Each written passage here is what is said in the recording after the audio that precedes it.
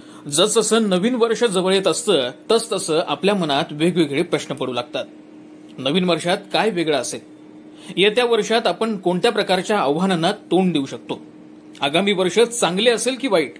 असे बरेच प्रश्न मनात घर करून राहिलेले असतात. तुम्ही 2025च्या संदर्भात विचार करत असाल तर काळजी करू नका.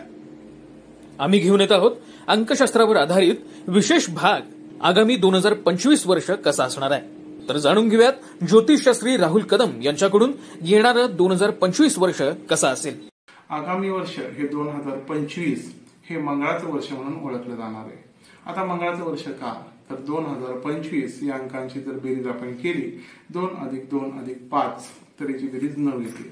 9 हा अंक मंगळाचं प्रतिनिधित्व करणारा असून 9 या अंकाचा स्वामी मंगळ हा आहे.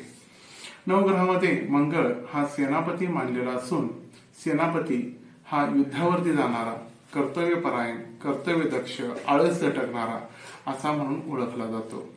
ज्योतिषशास्त्रामध्ये मंगळाला आत्मविश्वासाचं, धाडसाचं प्रतीक मानलेलं आहे. मनुष्यातला जो धाडस आहे, जे आत्मविश्वास आहे याच्यावरती मंगळाचा प्रभाव राहतो. त्यामुळं आगामी वर्ष हे व्यक्तींमधलं धाडस वाढवणारं, त्यांचा आत्मविश्वास द्विगुणित करणारं असंच राहील. आगामी वर्ष हा 9 अंकाचा प्रभाव असणारच, म्हणजे मंगळाचा प्रभाव असणारं. मंगळ हा युद्धखोर व स्फोटक असा ग्रह असल्यामुळं या वर्षावरती युद्धखोर देशांचं धाडस वाढलेलं आपल्याला दिसून येईल.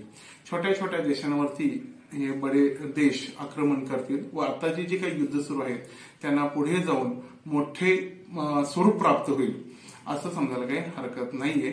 यामध्ये कदाचित काही वेळेला जातीवाद म्हणा किंवा काही बॉम्बस्फोट म्हणा यासारख्या गोष्टी सुद्धा, आग लागणे, मोठे मोठे अपघात होणे ह्या वर्षात आपल्याला दिसून येतील.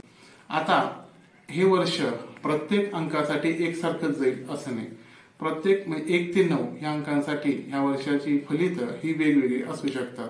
कारण 9 हा अंक जरी पूर्ण अंक असला तरी काही अंकांसाठी तो मित्र अंक आहे, काही अंकांसाठी तो न्यूट्रल राहतो, तर काही अंकांसाठी तो शत्रू म्हणून देखील ओळखला जाऊ शकतो. त्यामुळे या अंकाचे परिणाम किंवा ह्या वर्षाचे परिणाम हे प्रत्येक अंकावरती कसे होतील हे आपण आगामी व्हिडिओमधून पाहूया.